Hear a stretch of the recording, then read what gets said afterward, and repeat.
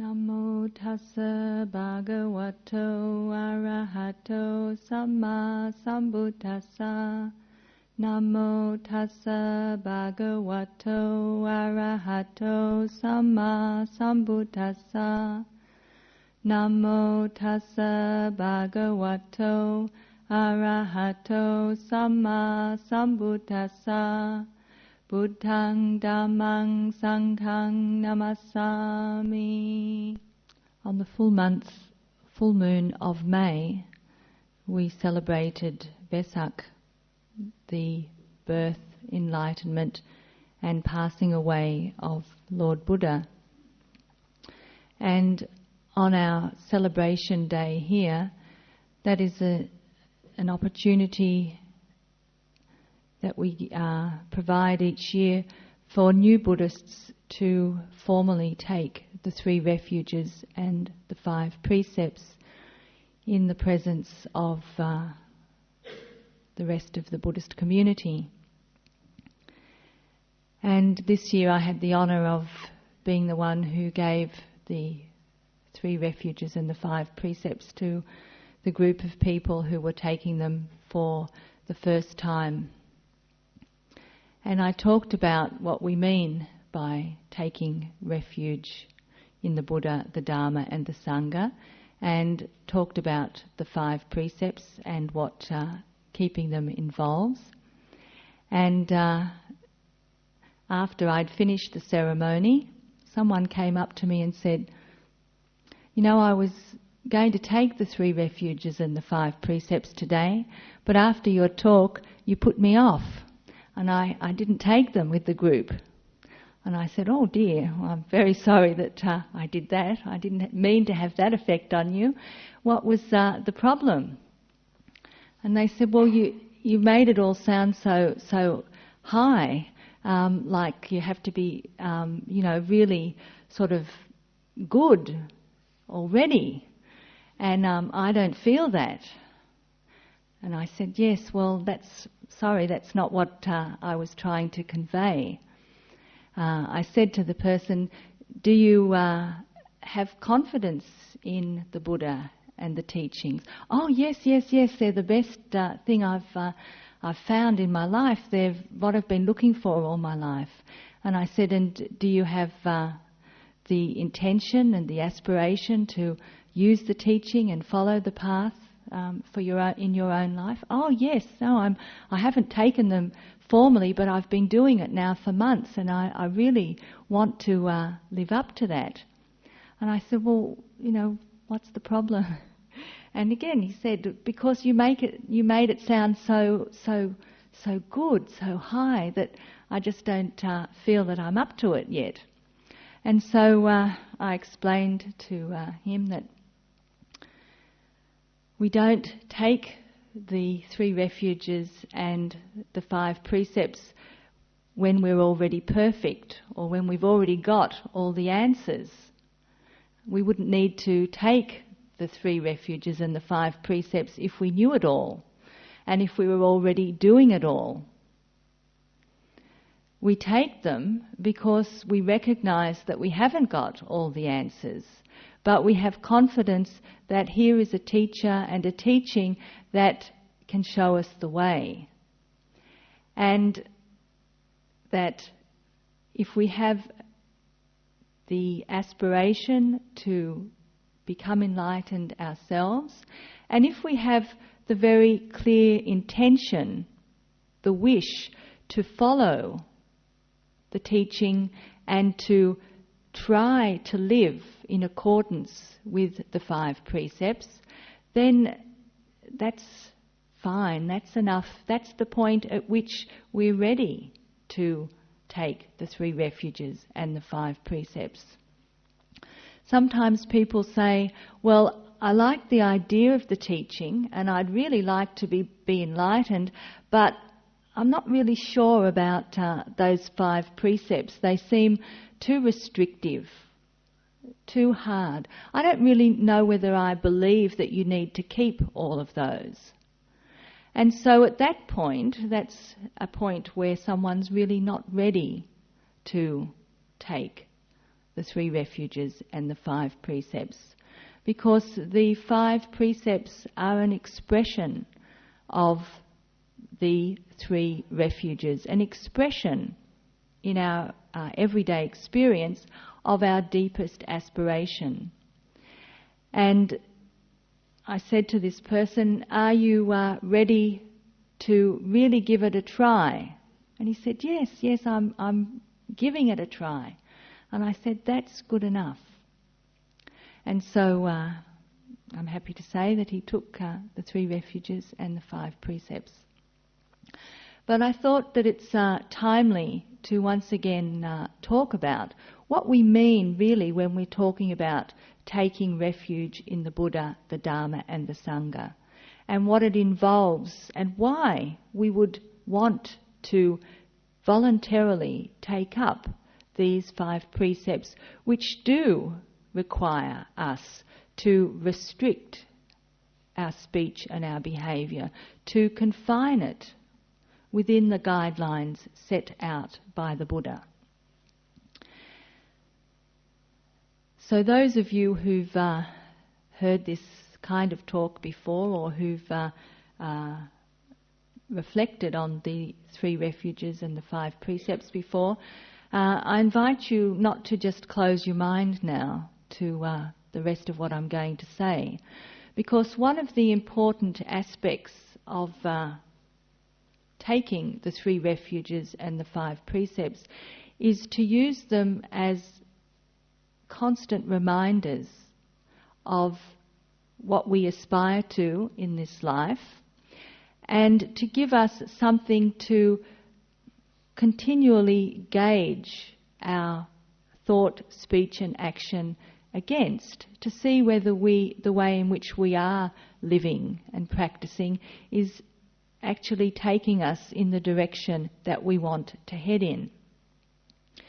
And I encourage people to take the 3 refuges and the 5 precepts every day, once they've made the commitment to enlightenment, to their own enlightenment.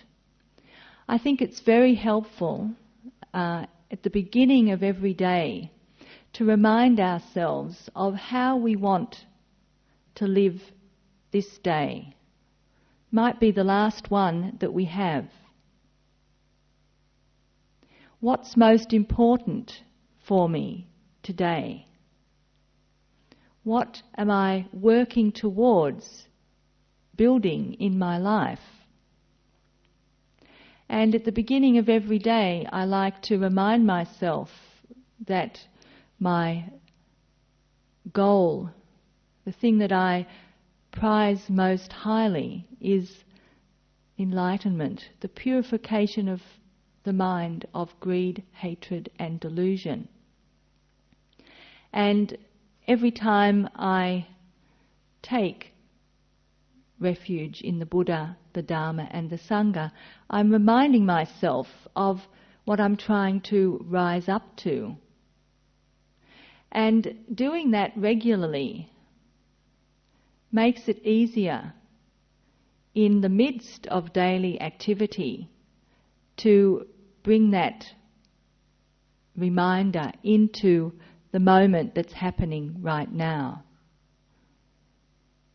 It supports mindfulness of the quality of our thought, speech and action, because we remind ourselves again and again and again and again of what we really think is important. Now, when we take refuge in the Buddha, we do acknowledge our great debt to Sakyamuni Buddha, Siddhartha Gautama, who became the Buddha, because without that individual's efforts and without his willingness to pass on the profound truths which he discovered, we wouldn't have the path of practice to follow. So when we take refuge in the Buddha, it's not that we are now thinking that that historical person is still around and is going to save us or protect us. We know that he's passed away completely. But we do acknowledge our connection with him. And that connection goes back over 2,600 years, over lifetimes of practice, which we may or may not be fully aware of in this life itself. But we understand that none of us would be here in this hall with these teachings to use if it wasn't for that individual. So while we acknowledge our connection to the historical Buddha, when we take refuge in Buddha, we are actually taking refuge in our own potential to become enlightened. We are acknowledging that each one of us has the capacity to develop, to be wise, to understand at the deepest level of reality. And this capacity is the capacity to reflect on our experience,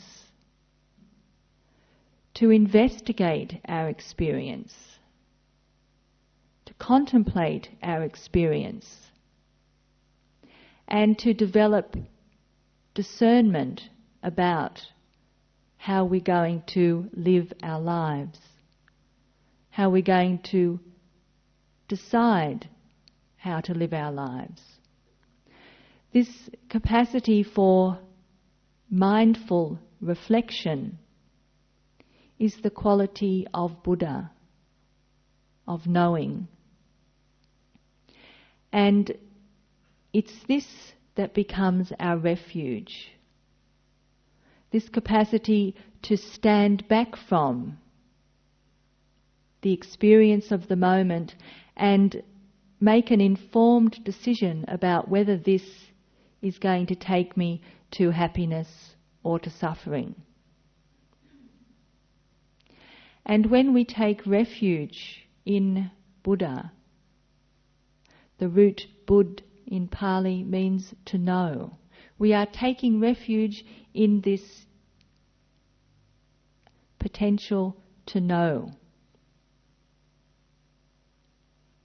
And this is very important for us to understand, because it's this capacity to be mindful, to be awake, to know, that we bring into our daily life.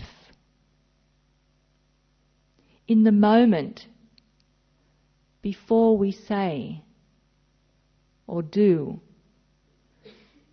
the capacity to stop and reflect, to be aware of consequences, not only what's happening now, but what this will give rise to.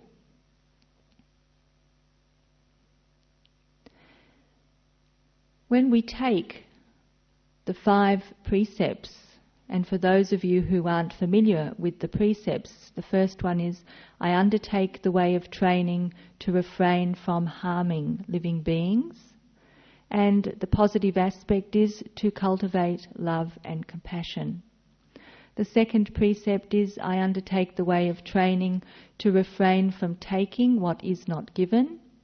And the positive aspect is to cultivate generosity, not only of material things, but of our time and our energy, our tolerance, all of those aspects of generosity.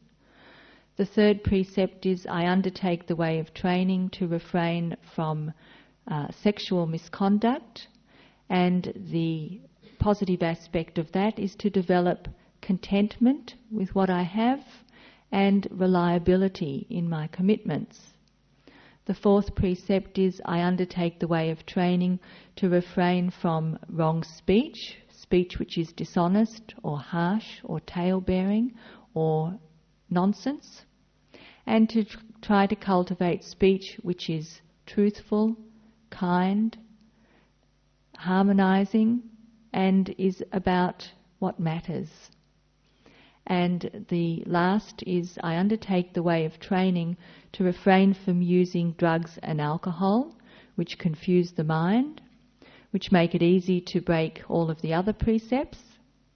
And the positive aspect is to try to cultivate the mind in meditation, particularly to develop this capacity to be mindful, to be reflective, to know our experience.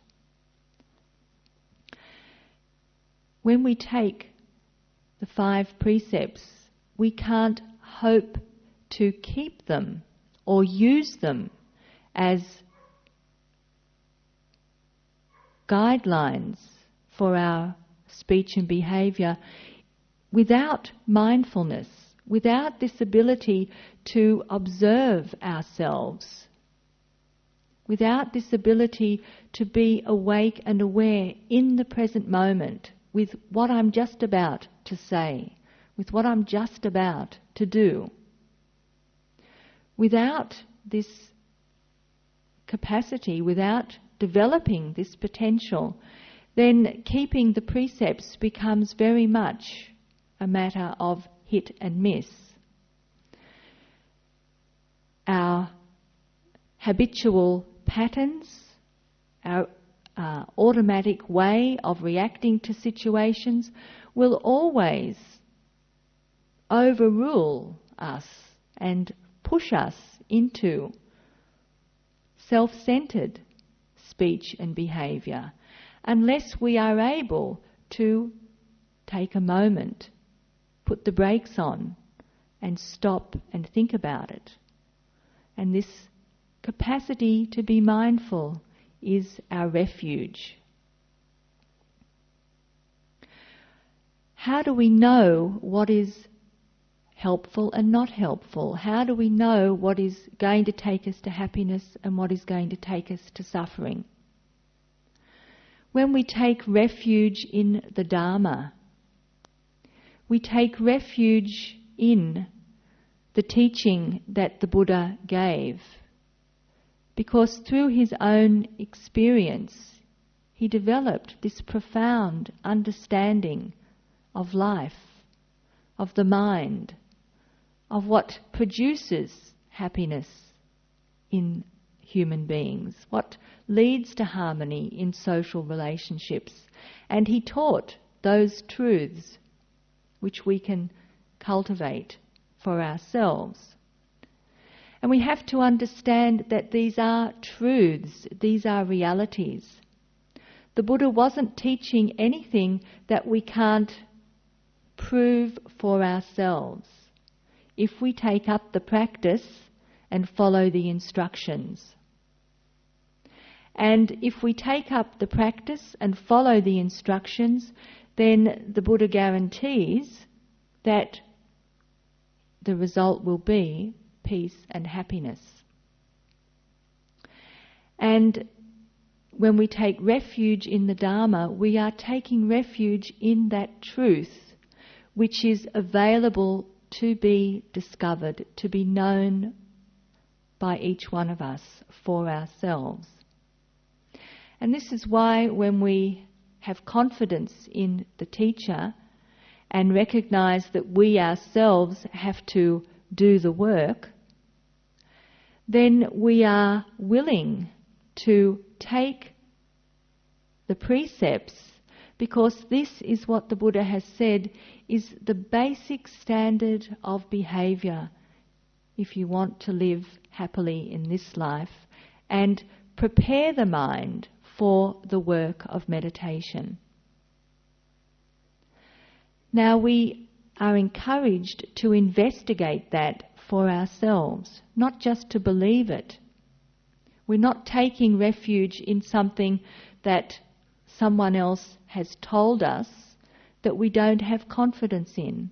And so we investigate for ourselves, and not only in terms of the 5 precepts, but in terms of how we live our lives ordinarily. Is it true that when we're not paying attention, we don't really choose our reactions. They come automatically just according to our habit patterns, to our conditioning. At what point can I make a conscious decision not to do what I've already done? What conditions need to be present in my mind, in my life, before I'm willing to say no to an urge that comes into the mind? How easy is it for me to refrain from just saying what I've always said in this situation, even when I know that it always leads me into an argument? We start to investigate in terms of the truths, in terms of the laws of the way the mind works, the way experience is produced. We may not believe what the Buddha said. We may not believe that the Dharma is telling us the truth. So we take a look and see, well, what do I really know from my own experience? And what does the Dharma tell me that I can investigate, put to the test in my own experience? So when we take the precepts, or we don't keep the precepts, we examine what happens in our life. Whether there's more confusion or more clarity, whether there's more conflict or more peace. And when we are doing this, we need to have mindfulness. We need to have that quality of Buddha, the one who knows. Or we can't do this kind of investigation. And when we do it, and we recognize that the teaching that the Buddha gave, the way that he explains the mind, the way he explains experience and how it's produced, that seems to be accurate. Even though I can't do it perfectly, the blueprint seems to be an accurate one. And that's when we develop the willingness to take refuge in the Dharma. The third refuge is the refuge in the Sangha. And in this particular context, the Sangha refers to those men and women, monks and nuns, laymen and laywomen, who have been able to realize any stage on the path to enlightenment, have developed the same kind of understanding of reality that the Buddha had. And we understand that to reach that point, they have had to put into practice the teaching that was given by the Buddha. And in doing that, they have become extraordinary beings. And we aspire to become extraordinary also.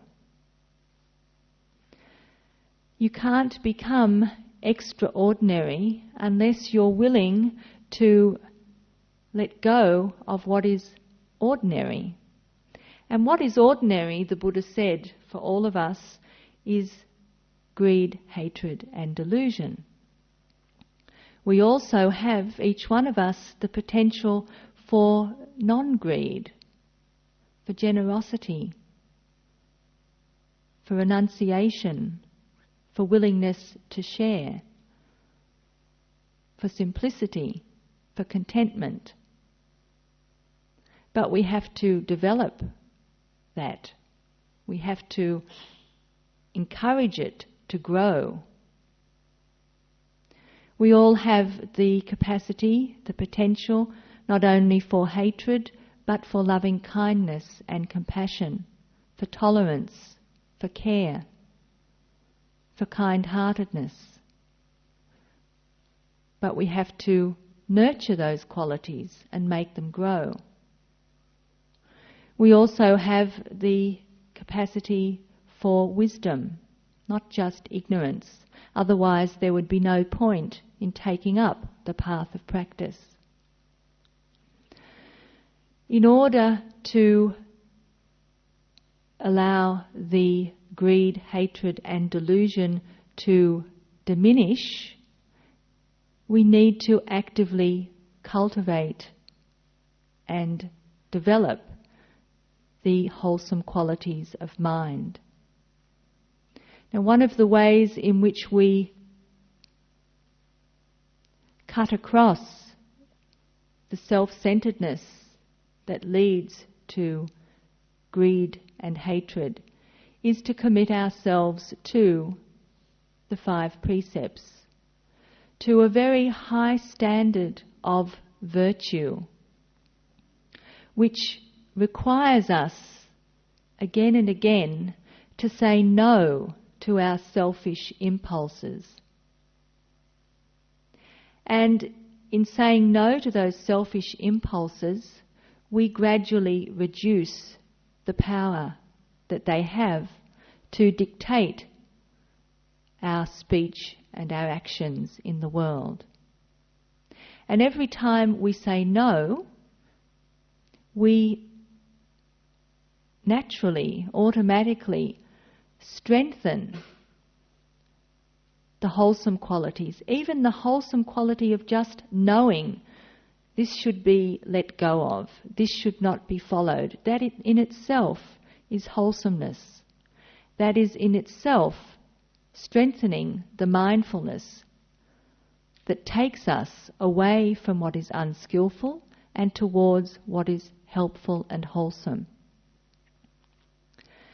As well as committing ourselves to the 5 precepts and trying to live up to that standard, we also actively cultivate other qualities, going out of our way to be kind, to be generous, to be honest, to be courageous, to be tolerant, all of those virtues which don't just develop without effort, without putting energy into them, without seeing how valuable they are to making for a life of ease, to increasing our own happiness.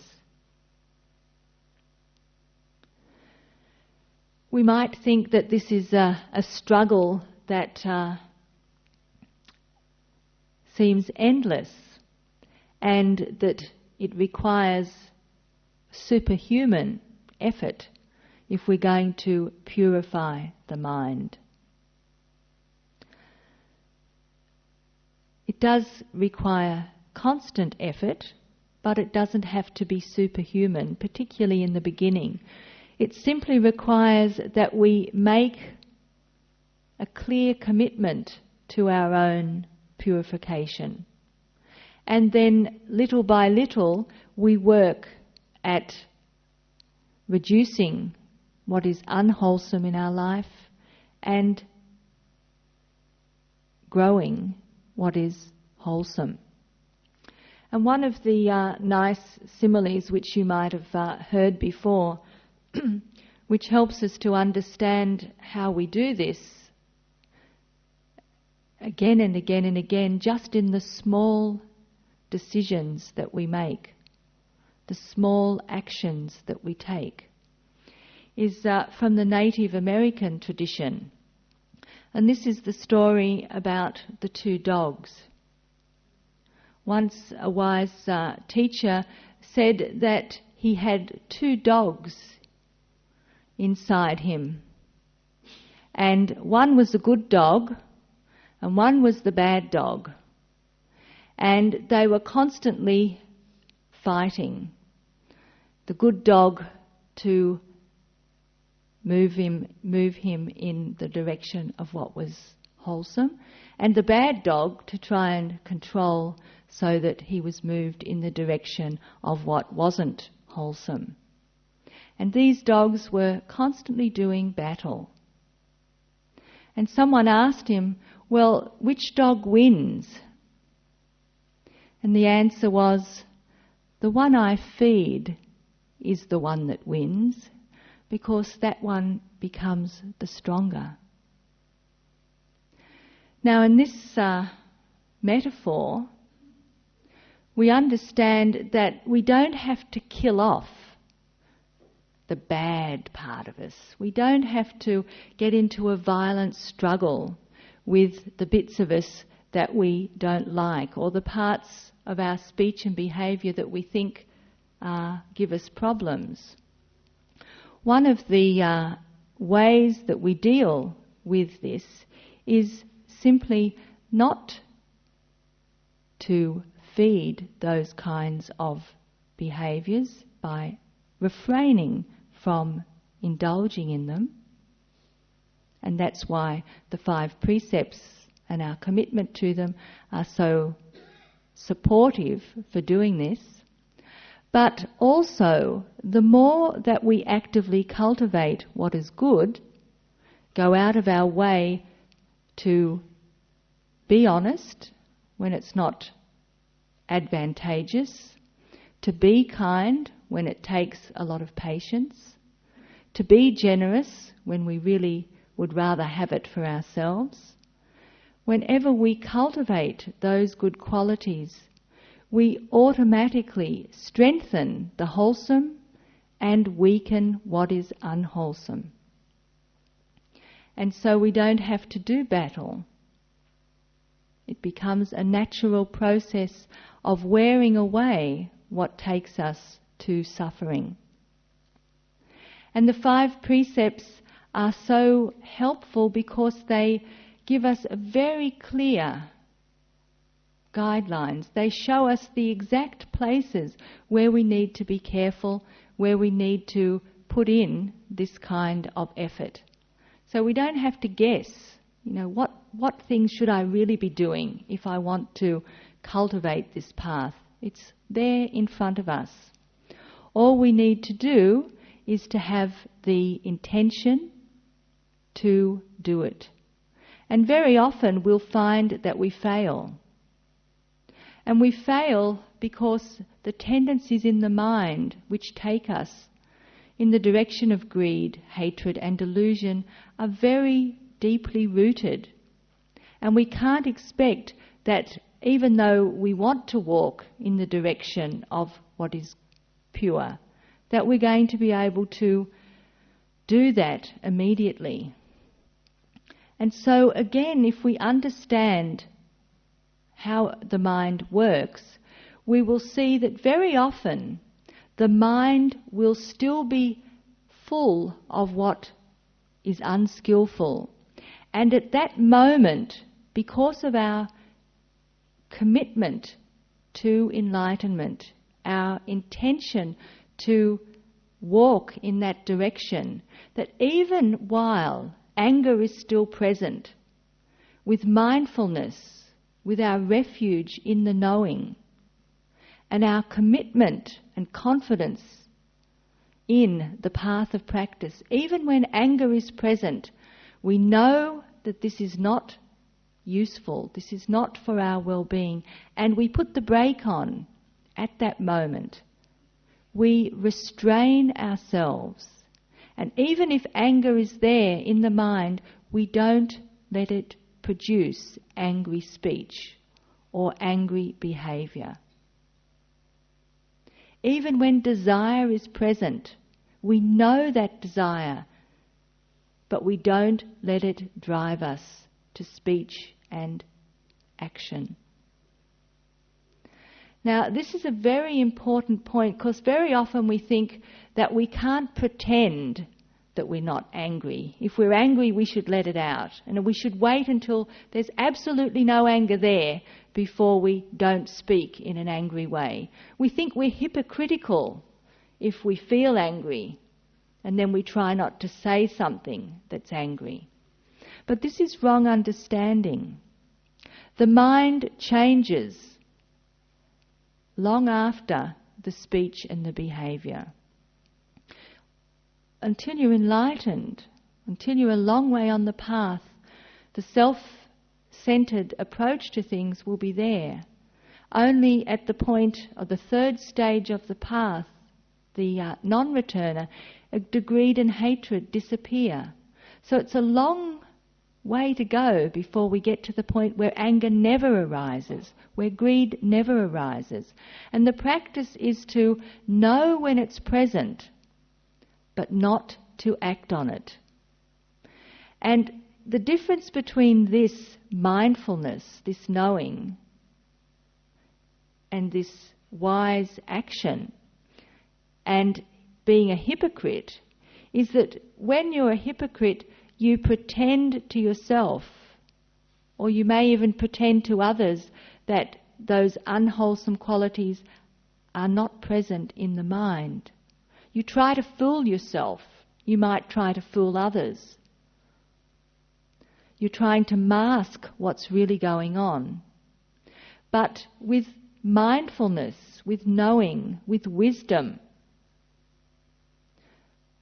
we're aware that something unskillful is present in the mind, but we don't act on it. Now, to get to that point is already a great step forward. To be able to refrain, to be able to restrain oneself, already requires tremendous strength of mind. And that strength of mind is built up every time we are cultivating that knowing quality. And every time we stop ourselves before we say or do something which we'll later regret. And if we want to know which are those things which we'll later regret, we look at the 5 precepts and see what areas are the ones that I need to be careful around. And also, what areas do I need to develop? Which qualities do I need to put some effort into? Honesty, contentment, reliability. They're all great qualities which require tremendous effort if we're going to bring them to life in our own experience. So taking refuge and precepts is not just the beginning of the path, it's really something which continues as a focal point for our growth in wisdom and also for our growth in compassion. As we struggle with our own defilements, as we struggle to live up to our aspirations, as we struggle to keep the precepts, we experience what it's like, how difficult it is to become masters of our own mind, to become masters of our own speech and action. And however much we are in touch with our own inner struggle, that much we understand of others' inner struggle. We recognise that just as it's difficult for me, so it must be difficult for everyone else. So instead of being critical and judgmental of others, instead of feeling that people should be able to get their act together, or they should be able to get rid of the things in their life that cause them problems, we recognise that it's not so easy for me and it's not so easy for them. And so compassion can arise. The understanding of the predicament that we're all in, this common ground that we all share.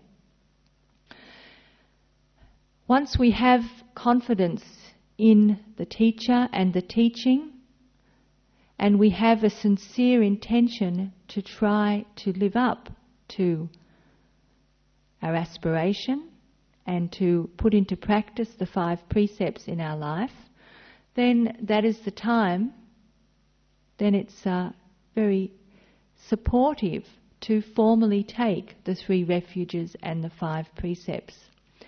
When we take something openly, when we have to declare it to others, then we that makes a much stronger impact on the mind.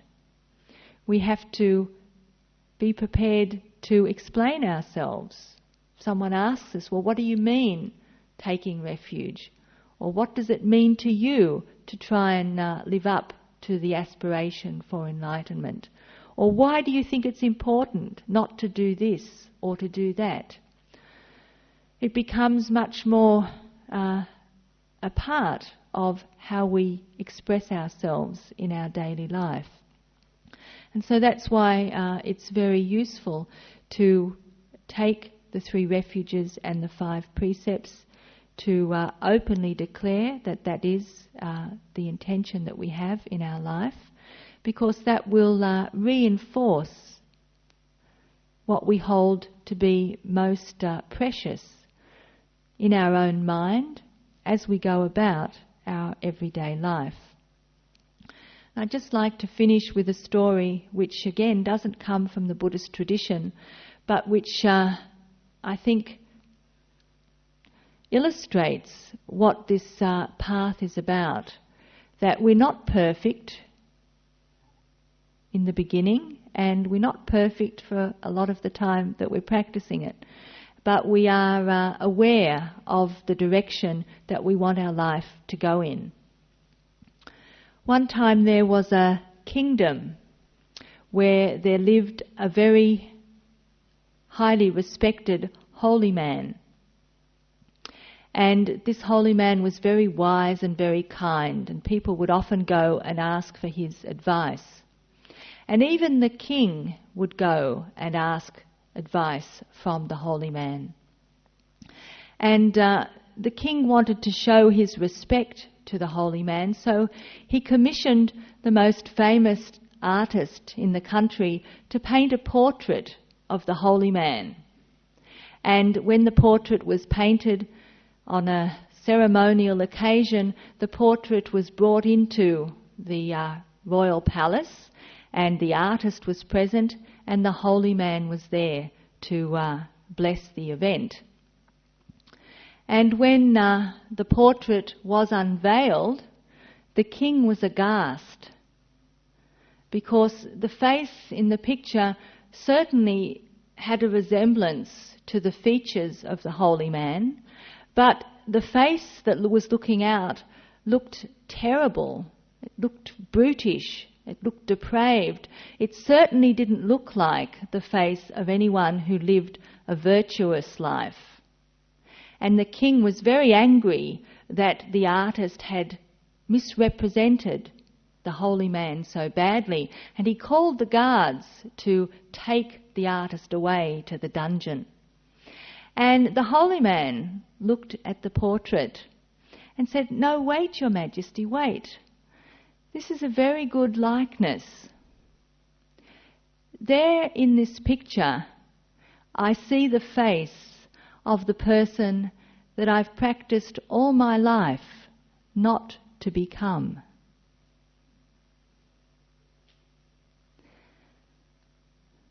The king understood that you don't become holy without effort, and the cultivation of virtue is something which needs to continue throughout our life until we reach the final goal of complete enlightenment. So I encourage all of you to reflect on this in the light of your own experience with the practice, to use the 3 refuges and the 5 precepts as a support, as a linchpin, if you like, for how you live your life and how you cultivate the path in your daily life. It's only by this kind of fundamental establishing ourselves in virtue that we can hope to develop the mind in meditation and develop it to the point where it gives rise to wisdom and deep understanding. So may this teaching be of benefit to all of us, and I would respectfully like to dedicate the merit of tonight's teaching to Ayya Jnanasiri, who is an American nun whom I knew in Sri Lanka many years ago, who passed away just last week. I would like to dedicate the merits of this evening's teachings to her and wish for all of us that it may help us all, and particularly Ajahn Vayama to attain Nibbana.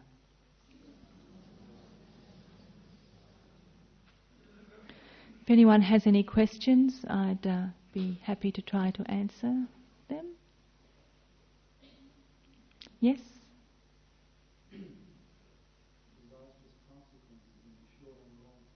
Mm-hmm. Yes, thank you for the question.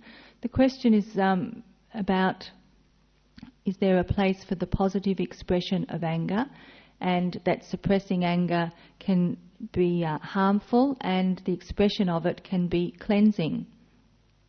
Is there a place for expressing anger in the teaching? So, first of all, we're not talking about suppressing anger in the sense of not knowing that it's present. Very often when we're suppressing something, we're not aware that we are experiencing that emotion. And the quality of mindfulness that knows the aspect of Buddha is the quality that we're trying to develop so that we can be fully aware of what is going on in our mind, in our emotions. We're aware of anger, but that doesn't mean that we have to act on the anger or even to express the anger. Now, when we think about expressing anger, we think about speaking or acting in an angry manner. With mindfulness, we might express that anger is present, but we're not speaking or acting in an angry manner. So we are aware of the presence of anger, we acknowledge the presence of anger, but we try not to speak or act with anger in the words and in the action that we do. Now, one of the understandings of the way the mind works is that the more that we repeat a particular thought pattern, particular speech pattern or particular behaviour, the more entrenched that becomes. And so it's a misunderstanding in terms of the Buddha's teaching to think that the more we give something expression, we're going to get rid of it in that way. In fact, we just become better at expressing it. It just makes a deeper groove in the mind. It's the same with people saying, well, if I indulge my craving, that will get rid of it. And we only have to investigate whether that's true to see, no, we've still got craving, even though we've indulged it countless times. Anger is the same. So it's not about pretending the anger isn't there, and it's not about pushing it down. When one becomes sufficiently mindful and the mind becomes strong enough through the cultivation of what is wholesome, then one is able to hold anger, know that anger is present, feel the anger, but not speak or act on the anger. Now that doesn't happen overnight. That is the result of the cultivation of all aspects of the path. Now, it's like trying to be peaceful in meditation. Peacefulness in meditation doesn't arise just because we're meditating. Meditation has to be supported by the way we use our mind in daily life. It has to be supported by not feeding the unwholesome tendencies in the mind in ordinary situations, by cultivating, actively developing wholesome qualities. And then, when we sit down to meditate, the mind will gradually, over time, become more peaceful. So being able to hold anger, feel anger, know anger is present, but not act on anger, express it in another way, maybe, I am angry, or recognizing anger is there, but not allowing it to dictate to one. That takes time and cultivation of the path. There's no place in Buddhism for righteous anger. That doesn't mean that we don't act forcefully when required. We don't sit back and allow people to walk all over us or to harm others if we see that there's something we can do to help that situation or help that person. But there's no sense of an eye for an eye or paying back someone in kind. But this isn't easy to do. I was telling people who brought our meal today, brought the dana to the monastery today, that I had an incident this week when I was angry, and I kept telling myself, "You're angry, don't say anything. Walk away." So walk away. I was still angry, and eventually I said it, even though I knew, and all my training and all my wisdom told me that it was an unskillful thing to say. But the defilement won in that situation. Afterwards I regretted it. So I hope I learned next time to walk away for a bit longer.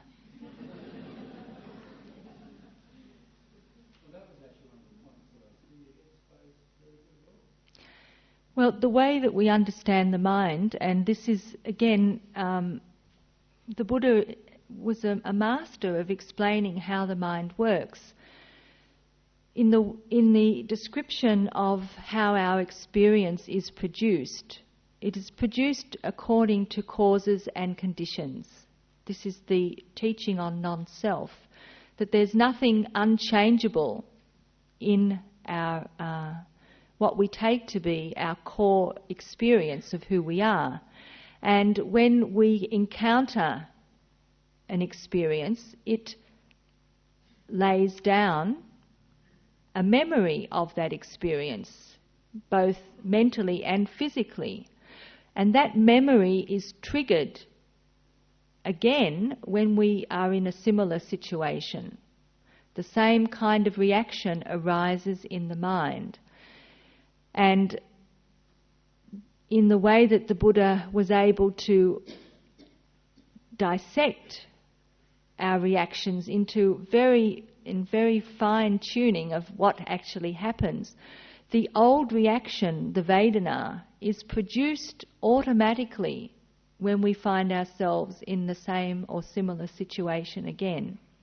And our interpretation of the Vedana and how we deal with it is actually a mind moment past or later than the arising of the initial experience. And so the training is to come to the point where the experience arises again as a result of previous conditioning. We know, we experience, we recognize what that is, but we don't act on it in the present moment. Now this is a more profound level, if you like, of the cultivation of the path. One has to develop sufficient mindfulness and stability of mind, clarity of mind, to be alert to that process in the present moment, to start to recognize it, to be able to recognize it without being pushed along by it. And so we're not talking about suppressing something. We're talking about eventually coming to the point where we can hold that reaction. The mind has become a strong enough container to hold that reaction, but not to be affected by it. So anger, for example, is experienced as a range of bodily sensations, unpleasant, and a range of mental feelings which are unpleasant, and it's that unpleasantness that we react against, not the object that created it. And this again is one of the subtle points of the Buddha's understanding of the way the mind works. So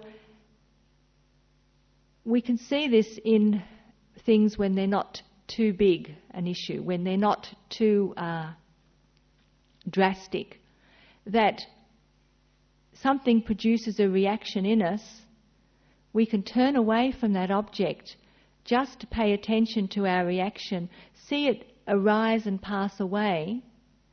We're engrossed in our own internal environment.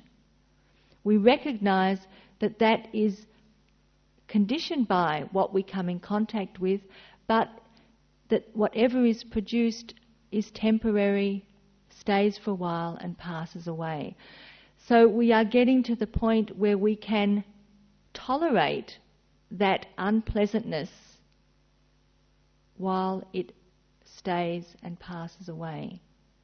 But to develop that capacity to tolerate, that is the strength of mind that arises out of the cultivation of the path. And at different times the strength of mind will be greater or weaker depending on many factors, not just the object that gives rise to the reaction, but whether we're tired, whether we're hungry, whether we're stressed for other reasons, whether we're alone, whether we're with other people, all sorts of things. So this is what we're also starting to see. All of these reactions which we take to be mine and I've got to do something about it are the result of causes and conditions.